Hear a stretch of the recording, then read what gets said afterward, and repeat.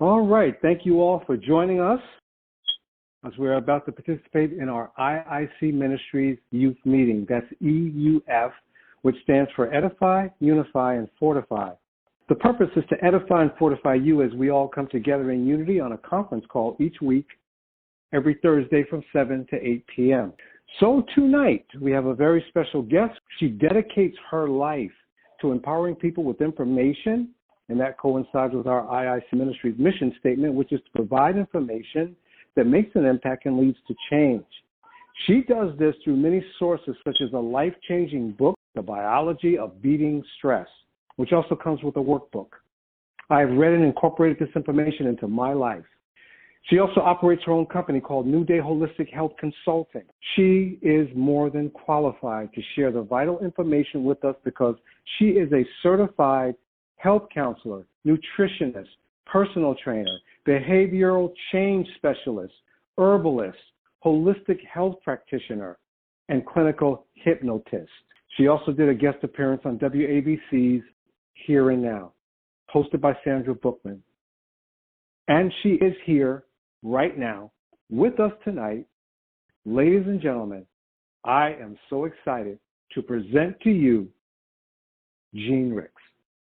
So I titled this, Jeanne. Oh, thank you. I titled this Positive Strategies, a Survival Guide Keeping You Inspired Through the Coronavirus COVID-19 Pandemic. So I want to thank you, lovely people, for all being on the call, and thank you, Steve, for this opportunity to share some real information on self-care in these most harrowing, interesting times.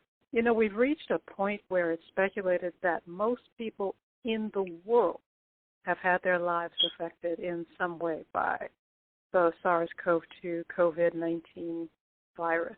You don't have to feel so vulnerable every time someone hovers near you. Direct contact with someone who is symptomatic, an infected person, has the highest likelihood of you becoming infected. Not from just accepting a newspaper or a UPS person dropping off a box. And this can be confirmed through virologist Vincent Muster. He's with the National Institute of Allergy and Infectious Diseases at the Rocky Mountain Laboratories. So let's talk about you. That's the thing I want to do. I want to talk about you because here we are all trying to make the best of this social shift that we've been in. And it's so important to remember to feel good just knowing that you're doing the right thing. As our weather cools for winter, while the nation continues to open up at varying degrees, it gets even more tempting to stretch your own boundaries a bit. And I just want to caution you to do that with reasonable caution, right? Your social distancing is as much an act of self-care as it is community care. We're each working through it differently. So don't bother comparing yourself with somebody who's on Twitter or Facebook that says they've written 3 best-selling novels and they've learned new languages and mastered the arts of cooking and flambe while they're sheltered in place. Just focus on yourself and what you're achieving with this little bit of time that we're taking. I'm hoping, according to estimates, well, typically a virus lasts about 2 years in the public sphere. So I'm hoping that by next year this time we'll be well past this need for sheltering and distancing, although I don't think we'll ever go back to the way we were. But first, for those who are on your own, just remember that social distancing doesn't mean social isolation. So let's talk about getting some serotonin. Serotonin is a feel-good hormone. It's actually, even though the brain gives the signal, it's actually manufactured in your gut. And a good way to get our serotonin levels up naturally and our endorphins is through exercise.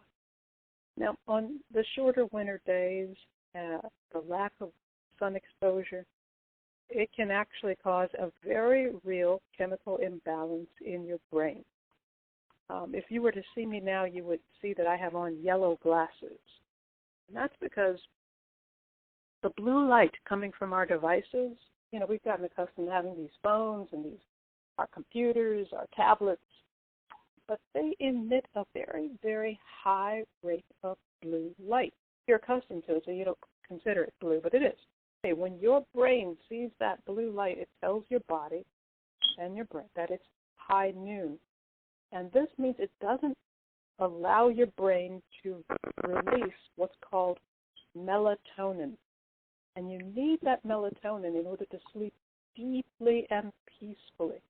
So a lot of people, even though they're bone tired, they go to bed, they fall out of sleep, but they don't sleep restfully.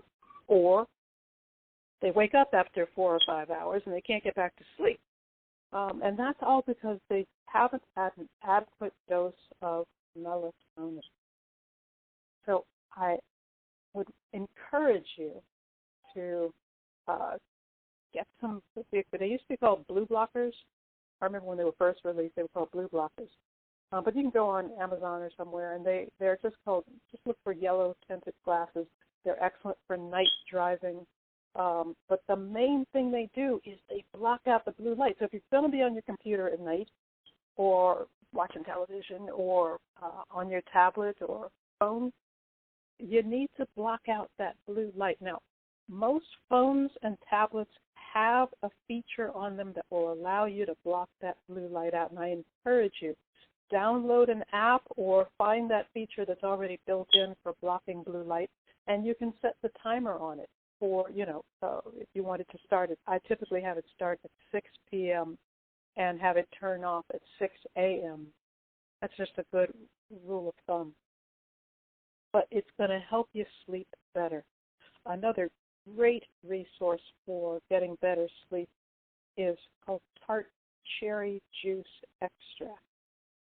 It's because the tart cherry has been shown to actually boost your natural melatonin levels. And it's something else I would recommend if you consider. If you're having trouble getting really deep, peaceful, restful sleep, that's a wonderful way to get it.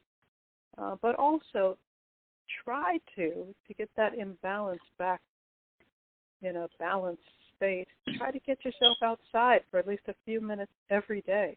Even if you can only fit it in on your days off, really try to get outside into the sunlight as much as possible by going for walks, biking if it's not too cold, or just driving to the grocery store to search for decent quality toilet paper. I mean, just grab a family member or a coworker and get outside at lunchtime for a walk. A nice 20-minute brisk walk will do your brain and your body good. And listen, some of you may find this an inconvenient truth, but movement is essential to every aspect of your health, mental, physical, emotional. If your doctor has cleared you, whenever you have time to fit in exercise into your home routine, go for it. It'll improve your circulation, rev up your metabolism, and serve to improve your entire immune system. You got to keep yourself fit, trim, and healthy by exercising at least 3 times a week. Morning workouts, if you can fit them in, are a really great way for starting your day energized. And again, this may be a major shift for some of you because you associate working out with going outside of your home and going to the gym or an organized class. You may have never associated your TV room with getting your sweat on, but now's the time. There's tons of free online classes that you can join. Follow along with instructional videos on YouTube or Vimeo. Find fun dance workouts online. You can do, if you're lucky enough to have some equipment at home, get on that treadmill or that elliptical. But try to explore a new workout activity every day. Don't switch it up. Don't just do the same things over and over again. There's Tai Chi, yoga, Qigong, anything that invigorates you, anything that tires you out. This is the time when we have an opportunity. We're in a pause moment here. So while we're pausing, this is a time to make some changes to the way you used to do things. The secret is finding foods that actually taste, that you actually enjoy, and then finding the healthiest versions of those foods. That way you don't feel so deprived because your basic tastes are still being satisfied.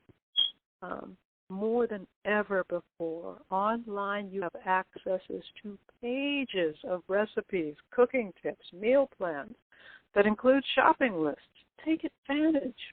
I've heard folks talking about the Rona weight gain. So Corona doesn't have to make you gain weight. We can fight back. Start getting back in control by eating consciously. Only eat when you're actually hungry and not just because you're bored. Try to reduce your overt fatty carbs. That way you'll feel less sluggish. Proteins are your friends, like walnuts, chia seeds, almonds. Pistachios are great, especially if you're type 2 diabetic or pre-diabetic, because pistachios don't raise your insulin level as quickly as some of the other nuts do. Consider grass-fed beef or wild salmon, which is high in omega-3 fatty acids. It also has been linked to elevated mood. So many of these foods are high in 2 nutrients, actually, that are going to help your emotional balance. And that's both vitamin B12 and vitamin D3. You can also do nutritional supplements. Again, if you've been cleared by your doctor to do so. I don't know your medical history, so I can't give you dosages and that kind of thing. But some popular herbal remedies are echinacea and the Chinese herb astragalus. I use astragalus every day. Maintaining a daily balance of vitamin C and vitamin E, along with selenium and zinc. They're all immunoprotective. They're all really important for your immune system and for clearing your body of certain toxins. But again, I can't give you dosages because I don't know your medical history. But while we're at it, let me mention seaweeds.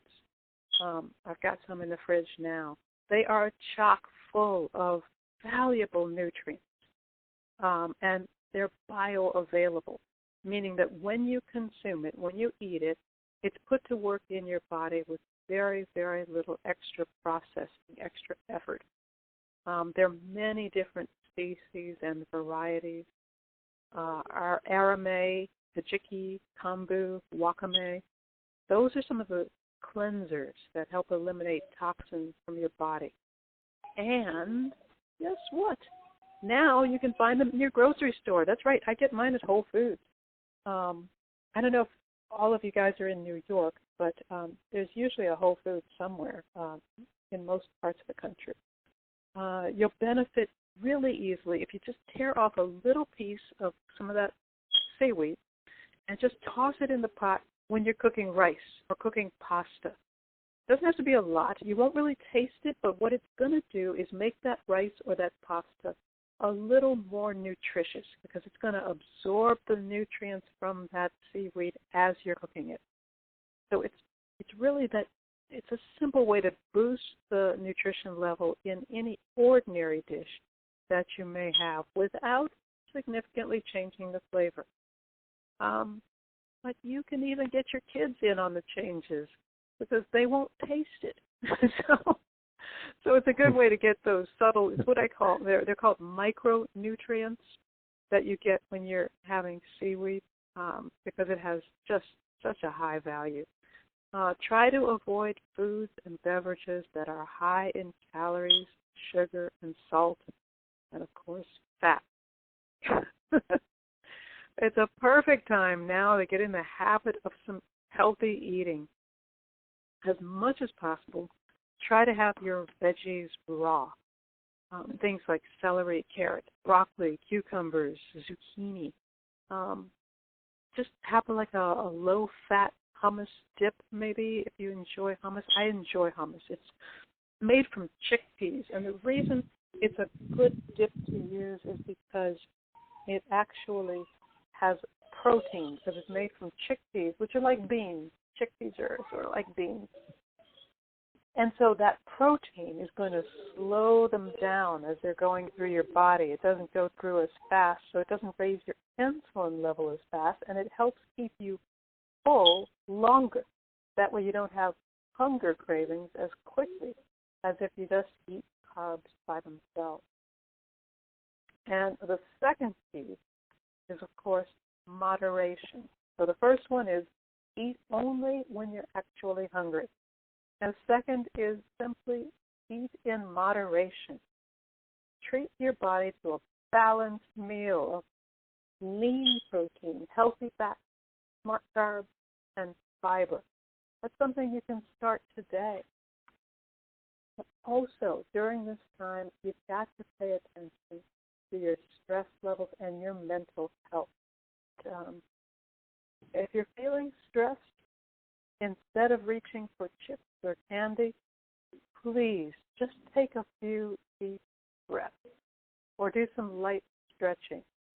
A simple 5-minute meditation, or you can talk it out with a friend, a 5-minute phone call.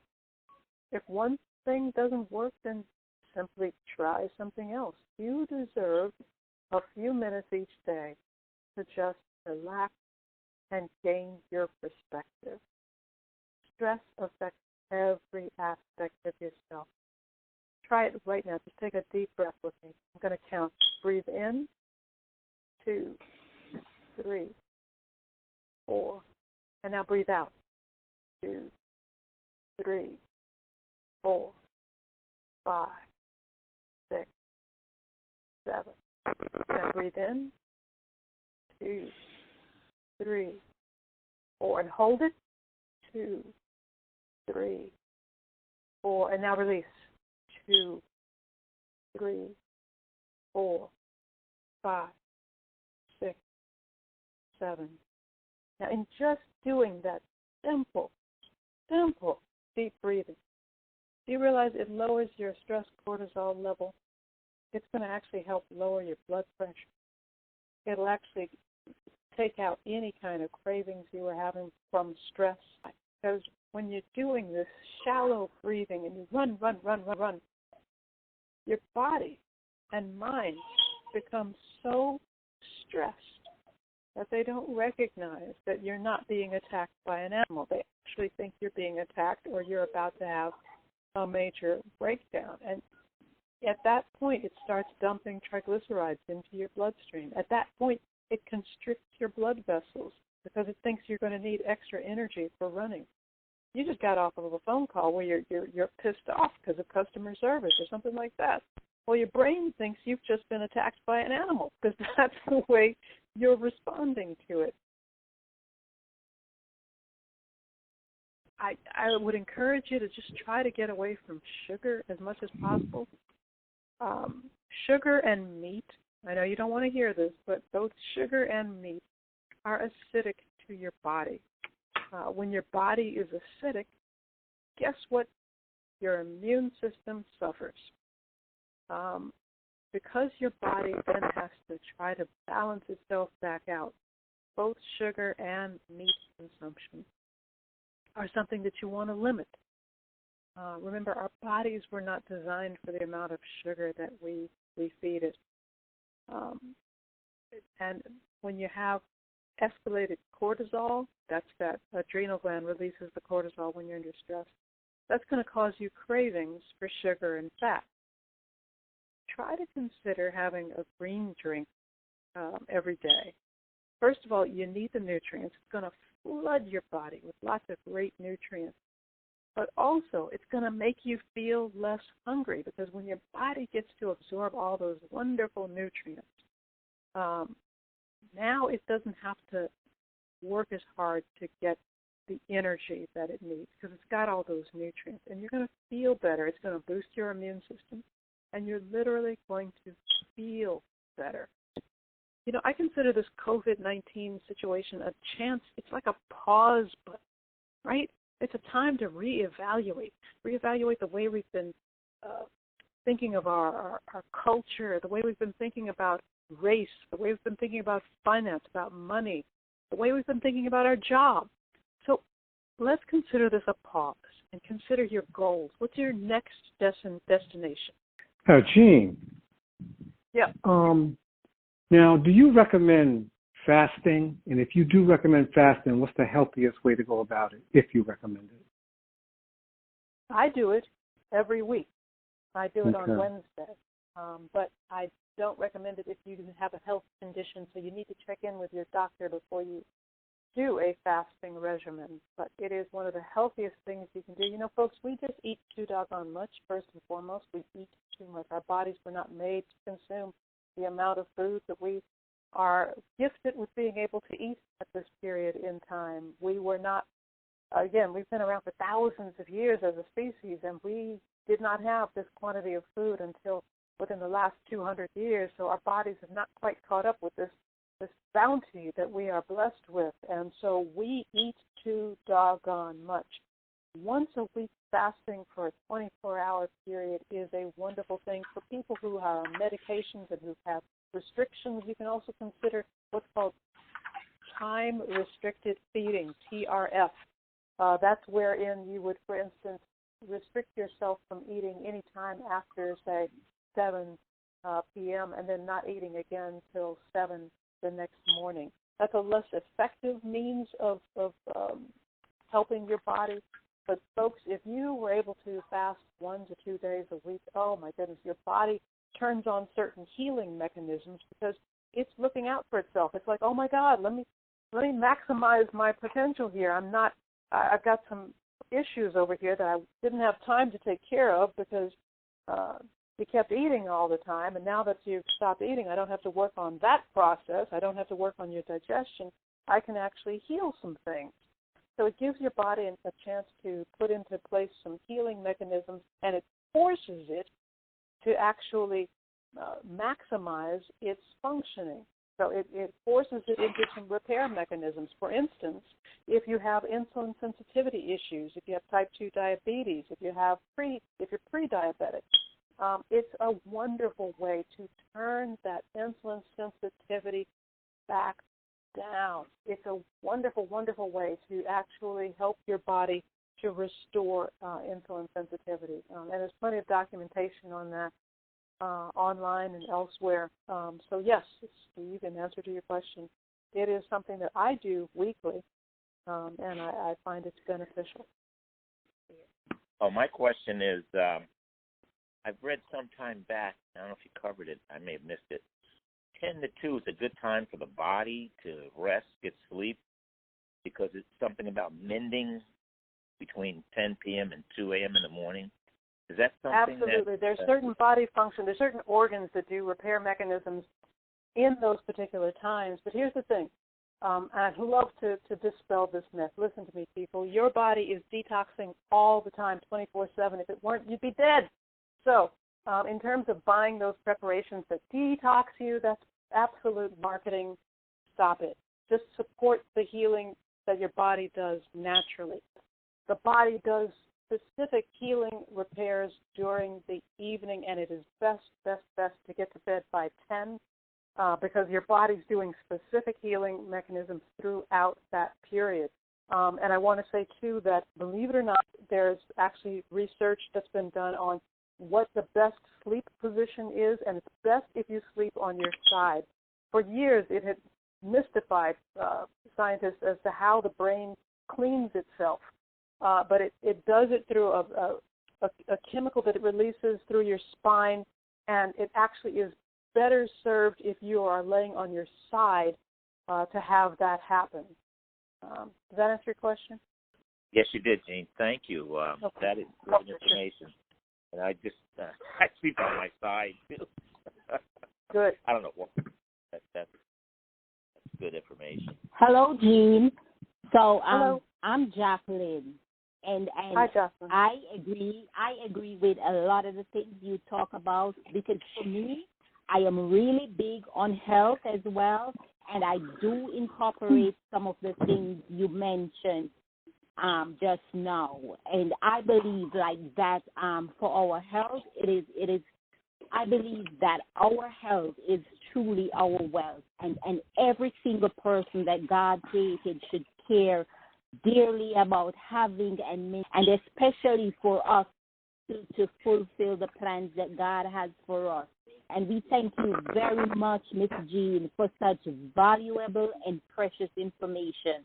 And God bless you as you continue to do what you do. Thank you. Oh, thank you, Jocelyn. That's sweet. Thank you so much. You're welcome.